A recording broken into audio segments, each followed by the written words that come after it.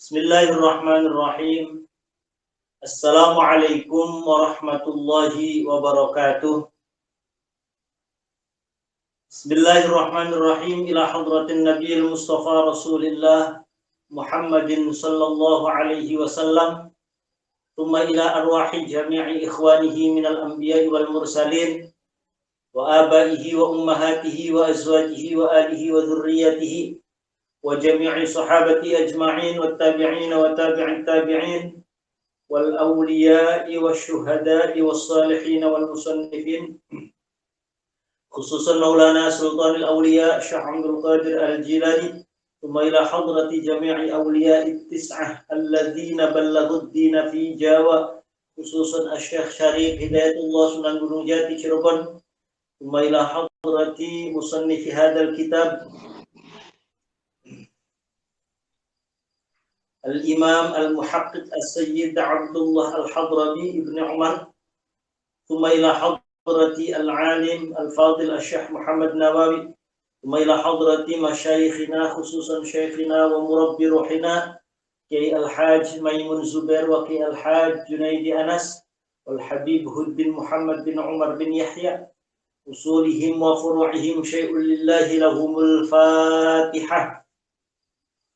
أعوذ بالله من الشيطان الرجيم بسم الله الرحمن الرحيم الحمد لله رب العالمين الرحمن الرحيم مالك يوم الدين إياك نعبد وإياك نستعين اهدنا الصراط المستقيم صراط الذين أنعمت عليهم غير المغضوب عليهم ولا الضالين Rabbil kulli wa liwalidayya amin.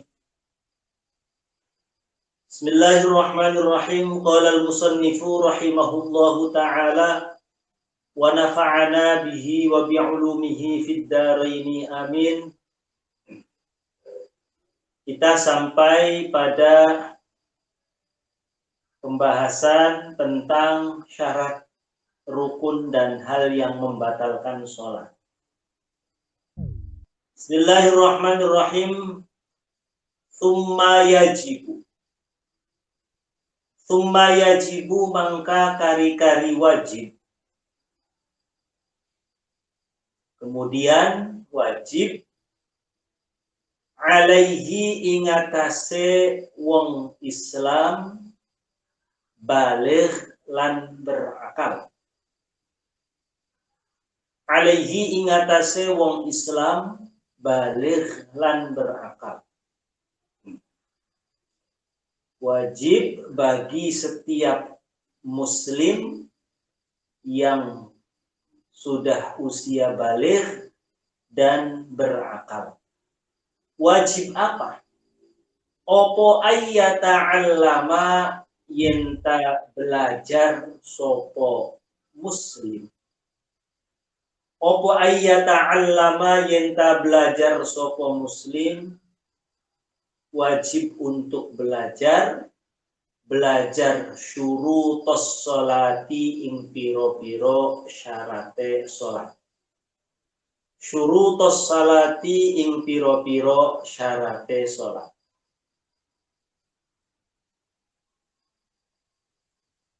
Wa arkanaha lan piro-piro rukune sholat, rukun-rukunnya sholat. Wa mubtilatiha lan perkara kang batalaken sholat. Perkara-perkara kang batalaken sholat.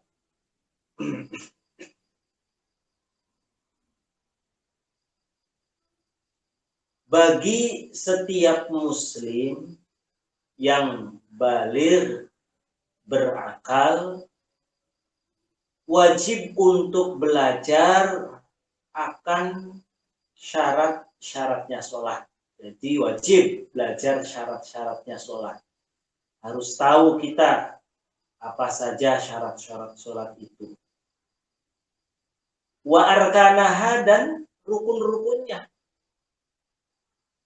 Tidak hanya syarat, tapi juga rukun.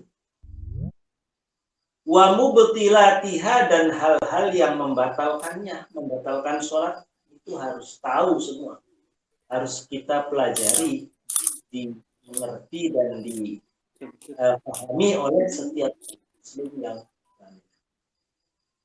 Jadi syarat, apa syarat itu? Sesuatu yang harus terpenuhi sebelum sholat. Jadi dia sebelum sholat harus sudah terpenuhi itu syarat. Kalau rukun atau fardu, bisa juga dalam bahasa yang lain, itu biasanya itu sudah masuk di dalam sholat. Apa saja syarat-syarat sholat itu? Hal-hal yang harus terpenuhi sebelum sholat. Fasyurutuha, mangka utawi piro-piro syarate sholat. Saya ulangi dari fasyurutuha. Fasyurutuha, mangka utawi syarat-syarate sholat. Ayis sholati, yakni syarat-syarate sholat. Iku ithna asyar.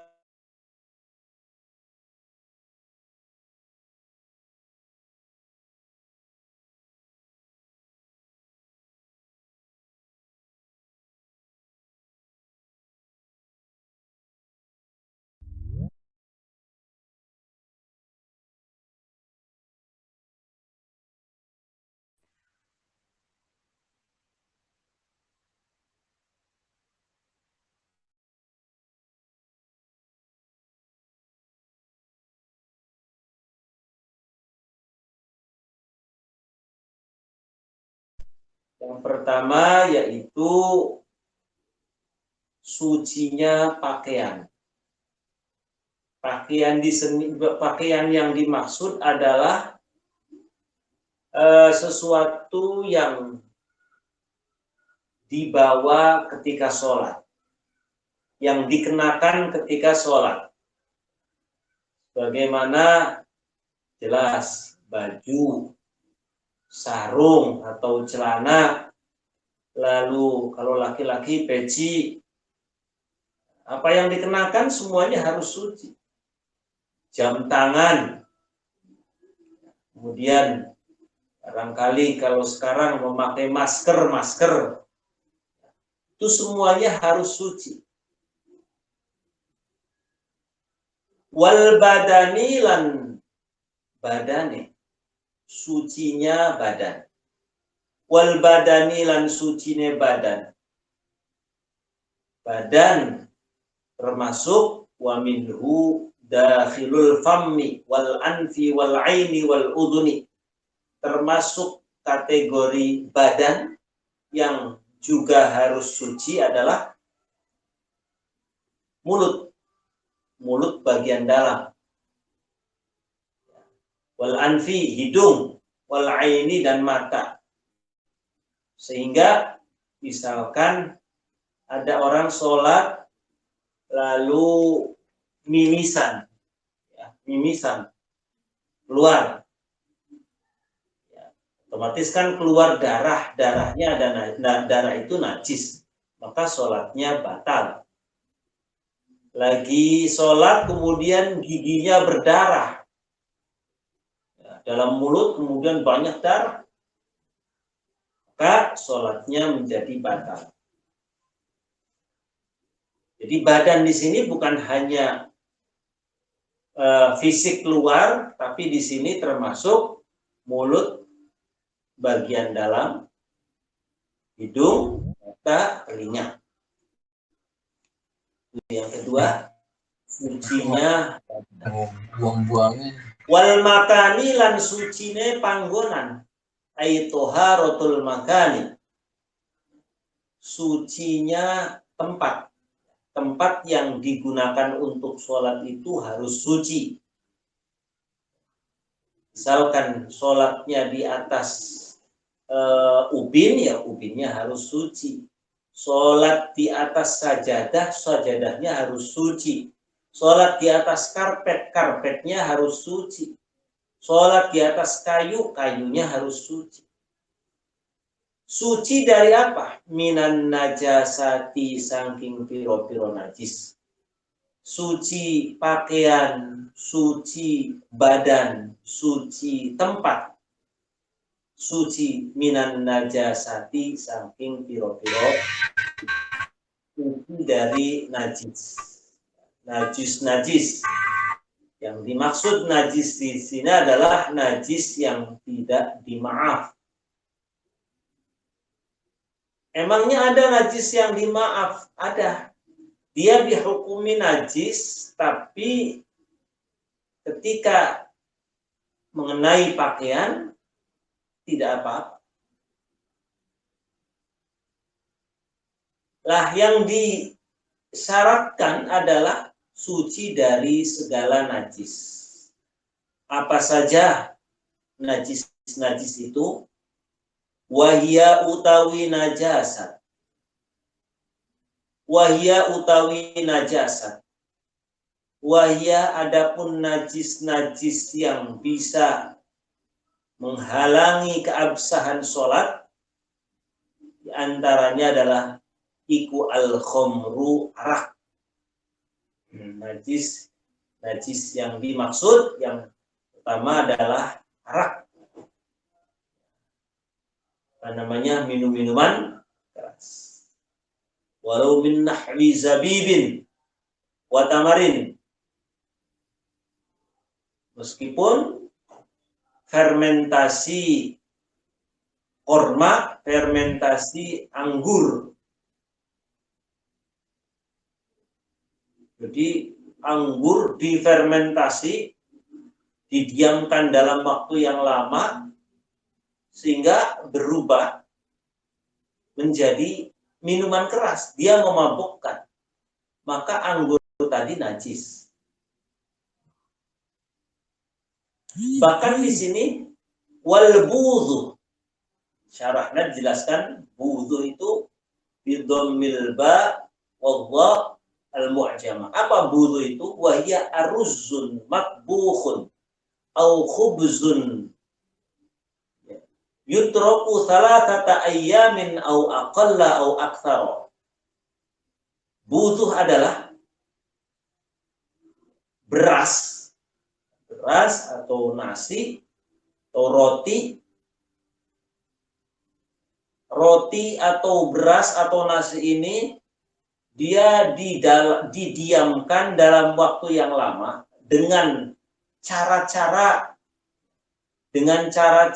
yang khusus bagi orang yang membuatnya. Jadi beras atau tape, ya beras.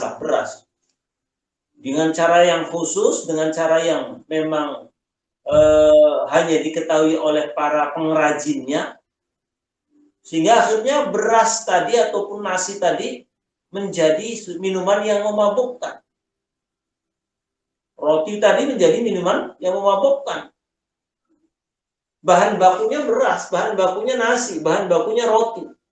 Dengan cara-cara tertentu bagi orang yang memiliki keahlian, sehingga akhirnya kemudian jadi minuman keras, mabuk. Orang kalau makan minum hasil fermentasinya misalkan, ya idza asfataghayyara rihuha, kemudian aromanya juga berubah.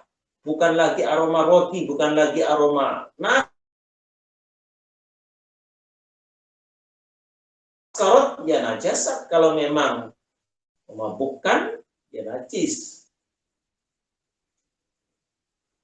Jadi minum-minuman keras, arak itu ada kalanya dari, kalau zaman dulu ya, dari anggur kering, ataupun dari korma, atau bisa juga dari sejenis beras, roti dan lain sebagainya.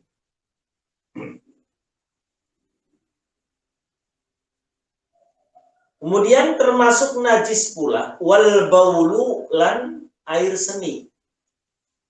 Air seni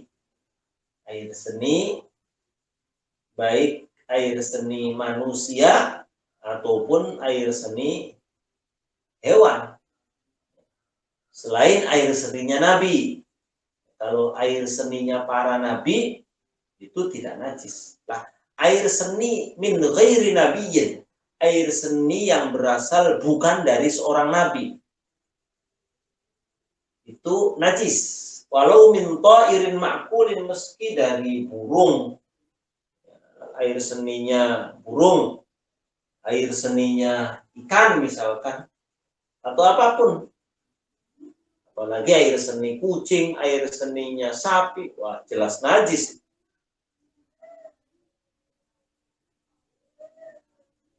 Wal hasad allati takhruju ma'al baul. Ya mungkin ya kalau zaman sekarang mungkin batu ginjal. Batu yang mengering, yang mengerah, air seni yang kemudian membatu, itu juga najis.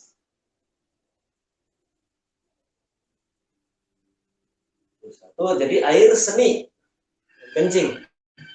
Kemudian termasuk najis lagi wal ghaitu, dan wal ghaitu lan apa, feses ya, feses.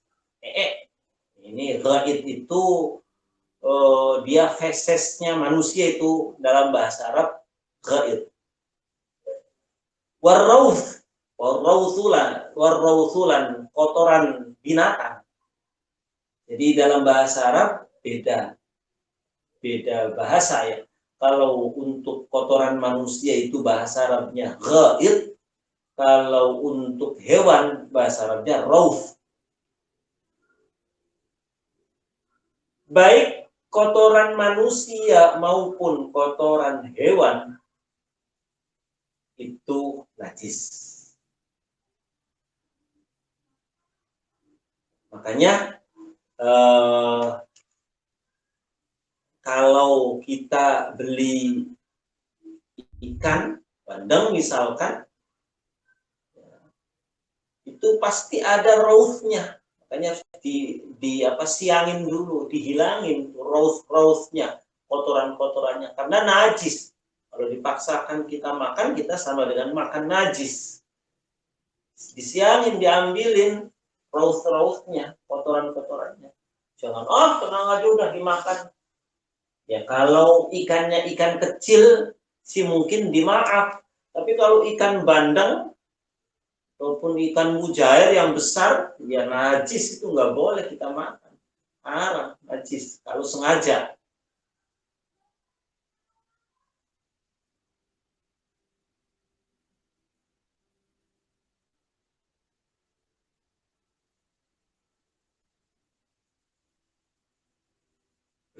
Itu ya, rauth.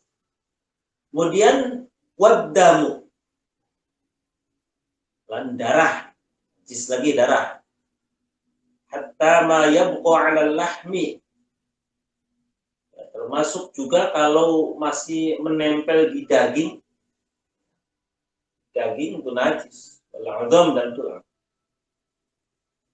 Lakin yu'fa anhu idza lam yakhtalit bima'in, tapi kalau selama belum dibasuh sama air, ya.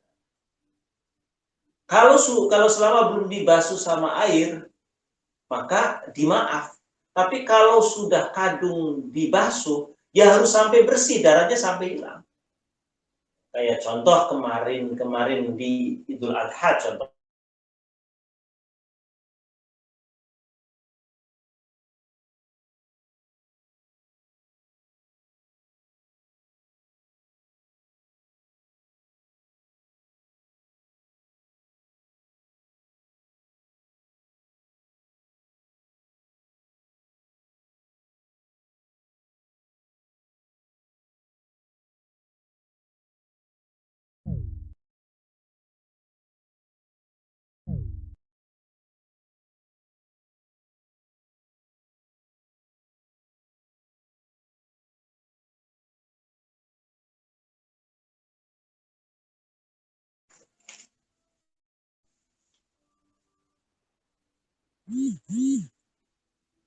Bedam ya, darah.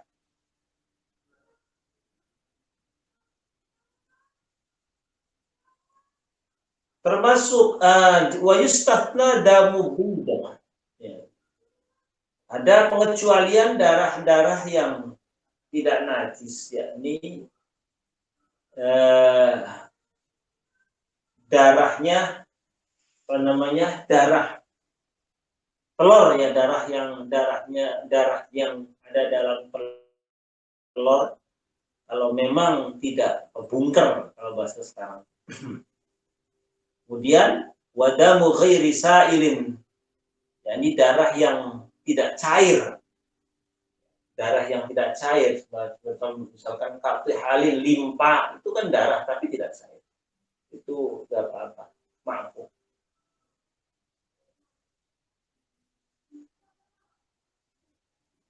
Darah wal qayhu. Lanjutnya wal qayhu dan nanah. Nanah, darah nanah najis. Ya, kita misalkan bisulan, lalu keluar nanah, najis. Wal qay'u dan wal qay'ulan apa? Muntah-muntahan. Ya, muntah-muntahan. Muntahan makanan dari dalam perut kita tuh, ya. Kita muntah, itu muntahannya itu najis. Awas, bukannya itu tetap najis itu. Karena sudah masuk dari dalam perut. Enggak, ini apa namanya, masih utuh tempenya. Makan tempe keluar lagi, makan kangkung keluar lagi, masih utuh kangkungnya, najis. Supaya nggak najis, basuh, diguyur lagi tempenya atau kangkungnya, basuh lagi pakai air.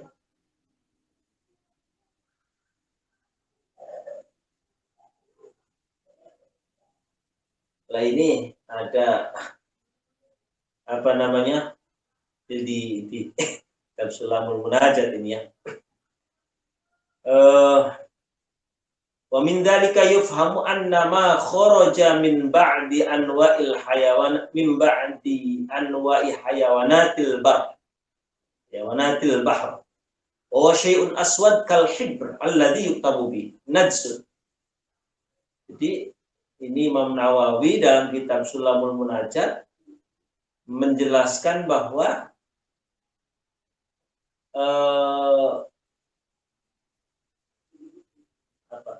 tintanya cumi-cumi ya, kalau kita beli cumi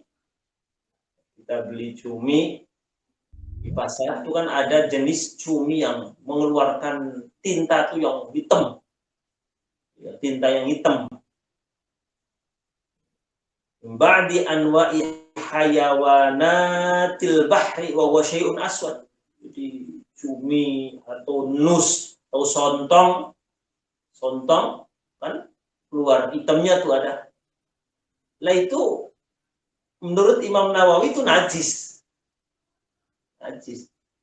Li'annahu fudlatun kharaja minal jawf. Karena dia kotoran yang keluar dari dalam perut ikan tadi, perutnya si sontong tadi, binus tadi. Ini Imam Nawawi ya. Iya, kita mengikuti pendapat yang lain yang mengatakan itu tidak najis. Kita doyan kok hitam-hitamnya. Kalau mau hati-hati ya jangan dimakan. Bi khilafi ma idza kharaja min ra'sin aw sadrin. Berbeda kalau yang keluarnya dari kepala atau dari dada, tidak najis. Keluar dari kepala apa, misalkan dahak tuh ya, dahak, atau dari dalam ini, dari dada ini, dahak, itu nggak najis kalau dahak.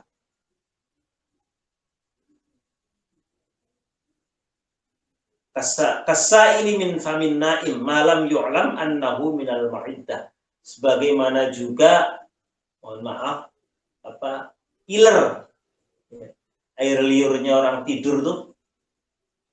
Kalau memang air liur tadi bukan berasal dari dalam, ada orang tidur biasa, tapi dia punya kebiasaan ngiler, itu kalau kita pastikan iler tadi itu bukan dari dalam perut, ya masih suci. Tapi kalau ilernya berasal dari dalam perut, najis. Contohnya gimana? Misalkan orang tidurnya nungging. Orang tidur nungging lagi macam posisi sujud lah. Posisi sujud. Posisi sujud, tertidur pules sampai ngiler. Lah, iler tadi bisa saja berasal dari dalam perut kita. Nah, itu najis kalau begitu.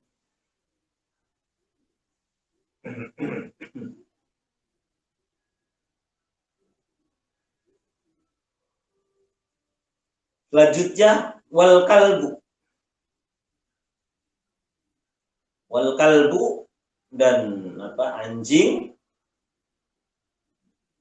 wal khinziru dan babi, wa far'u ahadihima lan anake salah sijine anjing dan babi. Wa far'u ahadihima lan anake cabang maksudnya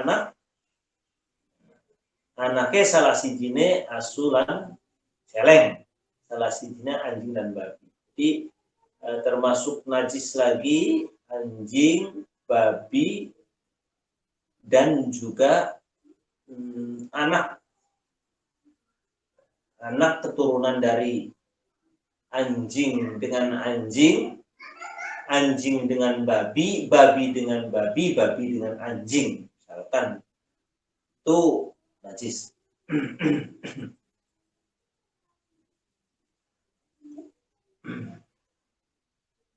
Wal maitatu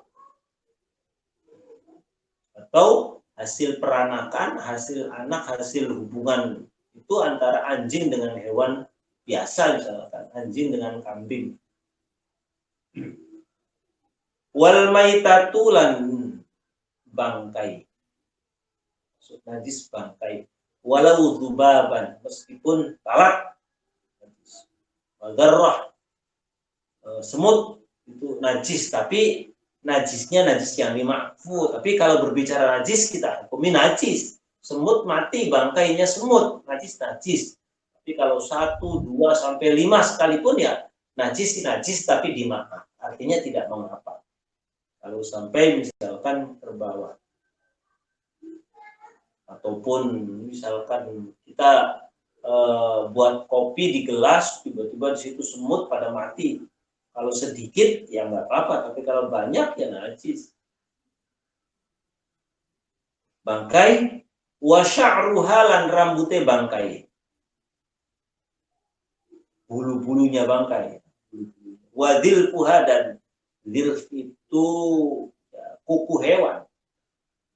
Wa dilpuha lan kuku hewane bangkai. Wa jilduha lan kulite bangkai. Bangkai najis. Ya, orang nemu sapi mati, lalu disesetin, diambil kulitnya. Ya, kalau belum disamak najis karena berasal dari bangkai. Wa'admuha dan tulangnya, wa'admuha lan tulangnya bangkai.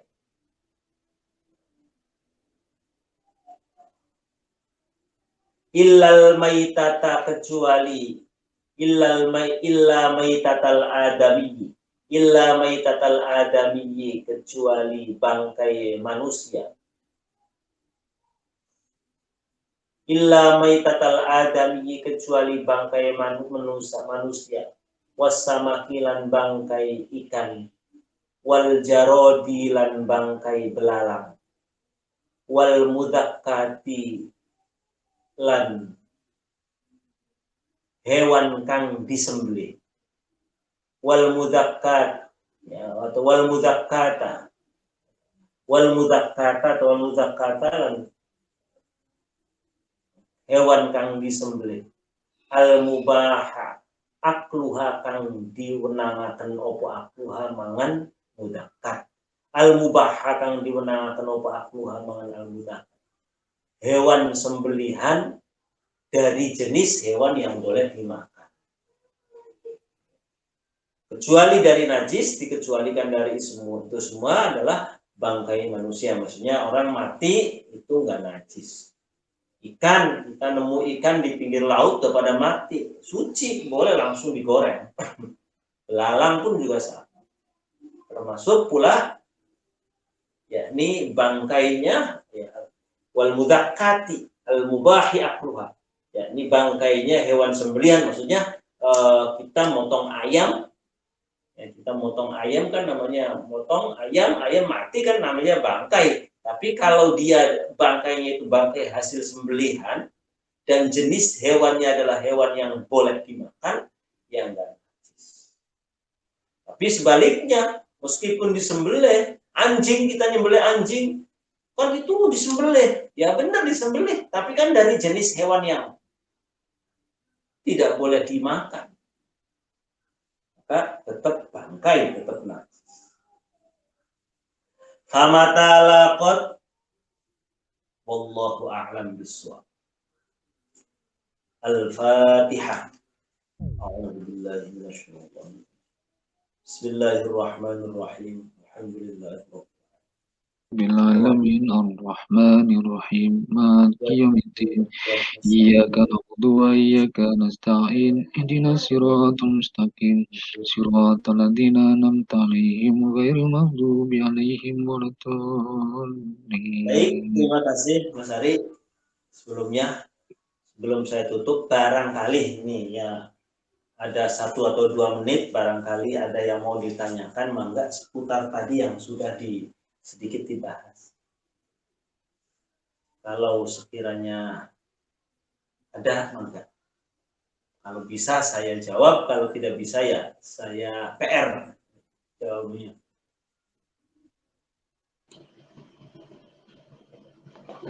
Bagi jamaah yang ingin bertanya dipersilakan. Kang Yus, kita sholat di sajadah ya. Setelah selesai ternyata di bawah sajadah ada tai cecak. Apakah itu termasuk suci atau tidak di bawah sajadah gitu? Suci lah misalnya. Maksudnya sah, bahasanya sah ya. Oh sah ya. Mbah Kafabi itu ya, Kiai Kafabi Lirboy itu pokoknya asal yang kita injaknya itu bukan langsung najis ya, pokoknya sah gitu aja.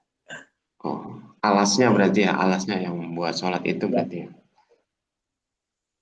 Ya kalau ngikuti itu Mas Ari, ngikuti yang ketat banget, kita sholat jangankan sajadah, karpet lah, misalkan karpet kan panjang gitu ya, kemudian ujungnya nempel najis, itu dihukumi tidak sah kalau ngikut yang ketat itu.